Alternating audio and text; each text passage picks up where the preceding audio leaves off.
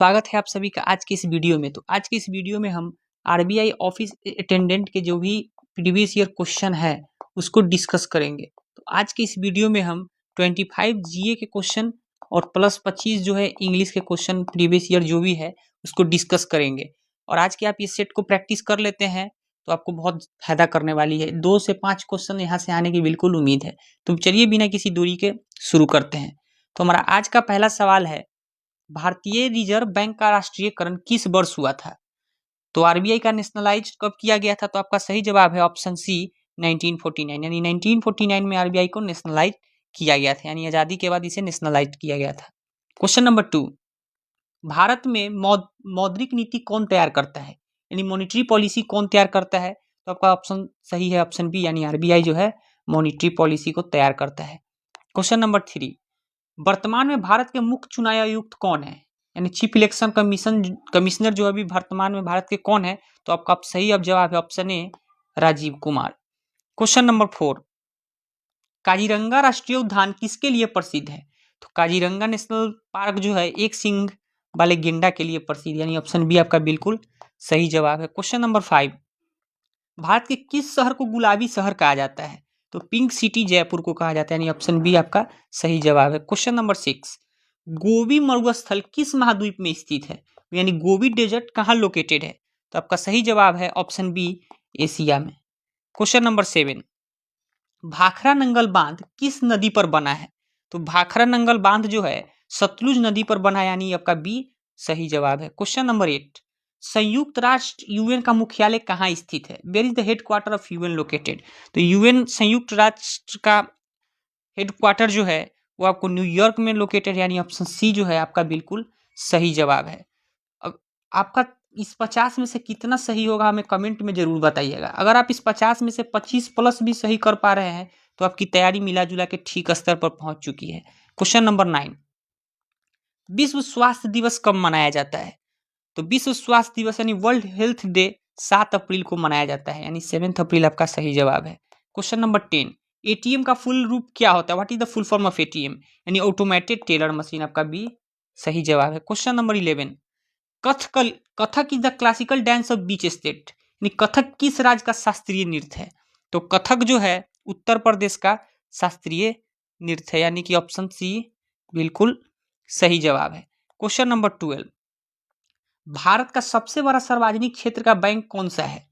Which is the largest public sector bank? यानी option B, SBI जो है सबसे बड़ा पब्लिक सेक्टर बैंक है अभी। क्वेश्चन नंबर 13, सौर मंडल का सबसे छोटा ग्रह कौन सा है? सौर मंडल का सबसे छोटा ग्रह जो है सी यानी बुध है, ऑप्शन सी बिल्कुल सही जवाब है। क्वेश्चन नंबर 14, हजारीबाग राष्ट्रीय उद्यान किस राज्य में है? तो हजारीबाग जो है वो झारखंड में, यानी बी आपका सही जवाब है। क्वेश्चन नंबर 15, जापान की मुद्रा क्या है? तो जापान की मुद्रा येन है, यानी ऑप्शन बी यहाँ भी आपका बिल्कुल सही जवाब है। क्वेश्चन नंबर 16, विजडन किस खेल से संबंधित है? विजडन किस खेल से संबंधित है? तो आपका सही जवाब है क्रिकेट से, यानी कि ऑप्शन सी आपका बिल्कुल सही जवाब है। क्वेश्चन नंबर 17, स्वराज मेरा जन्मसिद्ध अधिकार है यह किसने कहा था? उस set Swaraj is my birth right? तो ऑप्शन बी तिलक ने, यानी बाल गंगाधर तिलक ने यह कहा था। क्वेश्चन नंबर 18, विटामिन सी की कमी से कौन सा रोग होता है? Which disease cause by deficiency of vitamin C? तो आपका सही जवाब है स्कर्वी, यानी ऑप्शन सी आपका बिल्कुल सही जवाब है। क्वेश्चन नंबर 19, नीति आयोग के अध्यक्ष कौन होते हैं? Who is the chairperson of NITI Aayog? तो नीति आयोग के जो अध्यक्ष होते हैं वो प्रधानमंत्री होते हैं, यानी आपका ऑप्शन बी बिल्कुल सही जवाब है। क्वेश्चन नंबर 20, पेनाल्टी कॉर्नर किस खेल से संबंधित है? तो ये फुटबॉल से संबंधित है, आपने अक्सर फुटबॉल में सुना होगा कि पेनाल्टी दिया गया। क्वेश्चन नंबर 21, राज्यसभा के सदस्यों का कार्यकाल कितने वर्ष का होता है? तो राज्यसभा के सदस्यों का कार्यकाल जो है वो 6 वर्षों का होता है, यानी ऑप्शन बी आपका बिल्कुल सही जवाब है। क्वेश्चन नंबर 22, सफेद हाथी किस देश में पाए जाते हैं? यानी व्हाइट एलिफेंट किस कंट्री में पाए जाते हैं? तो थाईलैंड में पाए जाते हैं, ऑप्शन बी बिल्कुल सही जवाब है। क्वेश्चन नंबर 23, भारत का सिलिकॉन वैली किसे कहा जाता है? तो भारत का सिलिकॉन वैली जो है वो बेंगलोर को कहा जाता है, यानी आपका ऑप्शन सी सही है। क्वेश्चन नंबर 24, पाउंड स्टेरलिंग किस देश की मुद्रा है? यानी पाउंड स्टेरलिंग किस देश की मुद्रा है? तो आपका सही जवाब ऑप्शन बी, यूके की मुद्रा है पाउंड स्टेरलिंग। क्वेश्चन नंबर 25, आरबीआई का लेखा वर्ष यानी अकाउंटिंग ईयर क्या है? तो आरबीआई का अकाउंटिंग ईयर अप्रैल से मार्च, यानी अप्रैल से मार्च को ही ये फाइनेंशियल ईयर या फिजिकल ईयर के नाम से जाना जाता है। अब नेक्स्ट क्वेश्चन जो हमारा 26 से शुरू होगा वो इंग्लिश का क्वेश्चन है और PYQ है, तो इसको आप ध्यान से देखेंगे और इस 25 में से आप कितना सही किए कमेंट में हमें जरूर बताइएगा। तो चलिए नेक्स्ट हम इंग्लिश का शुरू करते हैं। क्वेश्चन नंबर 26 जो कि हमारा इंग्लिश का है, तो चलिए शुरू करते हैं। Identify the synonym of prudent. Prudent का क्या साइनोनिम है? तो प्रूडेंट का साइनोनिम है वाइस। वाइस मतलब चालाक, और प्रूडेंट का मतलब भी आपका चालाक होता है। तो ये इसका साइनोनिम्स हो गया। Question number 27, identify the antonym of वैग। वैग का क्या आंसर होगा? तो वैग का हो जाएगा आपका क्लियर, यानी कि एंटोनिम बोला गया है। वैग का मतलब होता है कि जो कि बहुत ज्यादा मतलब समझने के योग्य न हो, धुंधला हो, वैसे को वैग कहा जाता है। और क्लियर का मतलब होता है साफ स्पष्ट। तो इसका मतलब है कि आपका ऑप्शन ए बिल्कुल सही जवाब है, एंटोनिम ऑफ वैग यानी clear. Question number 27, choose the correct spelling. तो इसमें करेक्ट स्पेलिंग क्या है कमिटी का? तो COMMITEE, कमिटी, COMMITEE।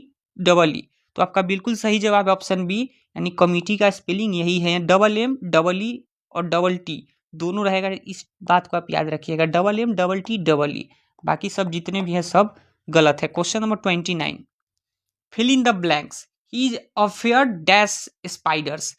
स्पाइडर्स, वह जो है स्पाइडर से डरता है, तो क्या होगा? इसमें कौन सा प्रीपोजिशन यूज किया जाएगा? तो आपका सही जवाब है of. He is afraid of spiders, यानी स्पाइडर से वो डरता है। Question number 30, fill in the blank से आपका I dash him for a long time. वो ऑप्शन ए है आपका known, am knowing, have known, knows. तो आपका सही जवाब है have known. I have known him for a long time, मैं उसे बहुत दिनों से जानता हूं। Question number 31, one word substitution है। A place where birds are kept, ऐसा जगह जहां पक्षी को रखा जाता है। तो आपका सही जवाब है ऑप्शन बी, एवायरी। एवायरी में पक्षियों को रखा जाता है। जू में चिड़ियाघर होता है।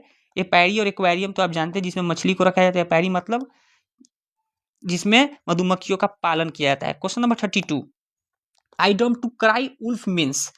क्राई उल्फ मीन्स होता है आपका मतलब भेड़िए का चिल्लाना है। इसका मतलब क्या होता है? गिव अ फॉल्स अलार्म, यानी ऑप्शन बी आपका बिल्कुल सही जवाब है। यानी भेड़िया चिल्ला रहा है, इसका मतलब कि वो झूठा दिखावा कर रहा है। Question number 33, fill in the blank. The sun dash in the east. The sun dash in the east, तो आपका सही होगा the sun rises in the east, यानी सूर्य पूर्व में उगता है। Question number 34, change to passive voice. Passive voice में इसको चेंज करना। She sings a song.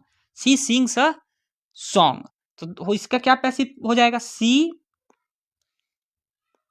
The song is संग बाई हर, यानी ऑप्शन नंबर बी आपका बिल्कुल सही जवाब है। पैसिव वॉइस में इज संग आएगा। आपका ऑप्शन भी इसी तरीके से होगा क्वेश्चन में, एग्जाम में, तो इस बात को आप ध्यान रखेंगे। तो ऑप्शन बी आपका बिल्कुल सही जवाब है। क्वेश्चन नंबर 35,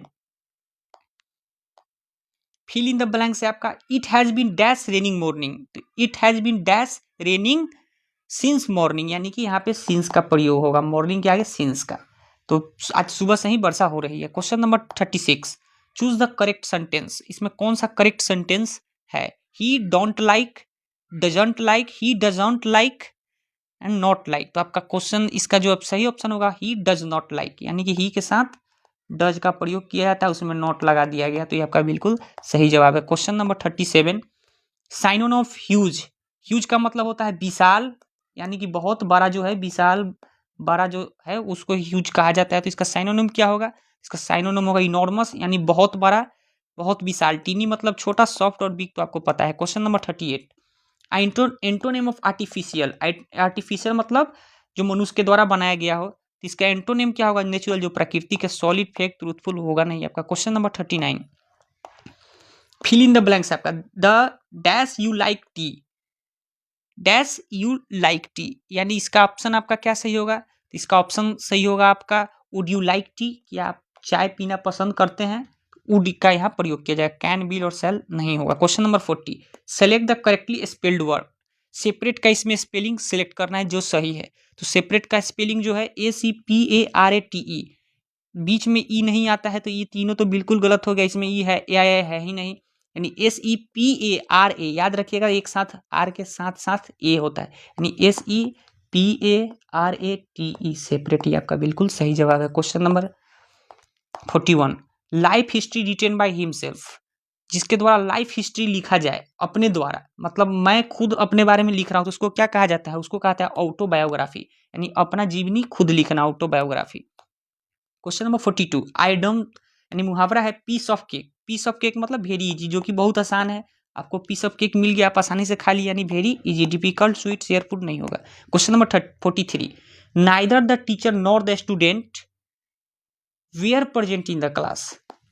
स्टूडेंट्स क्योंकि यहाँ प्लूरल है तो आप वाज का प्रयोग न करके वेयर का प्रयोग करेंगे, ऑप्शन सी आपका बिल्कुल सही जवाब है। Question number 44, choose the synonym of friend. Friendly का मतलब होता है मित्रतापूर्ण, तो इसका साइनोनिम होगा ऑप्शन बी एमिएबल, मतलब मित्रतापूर्ण। हॉस्टाइल मतलब दुश्मनी।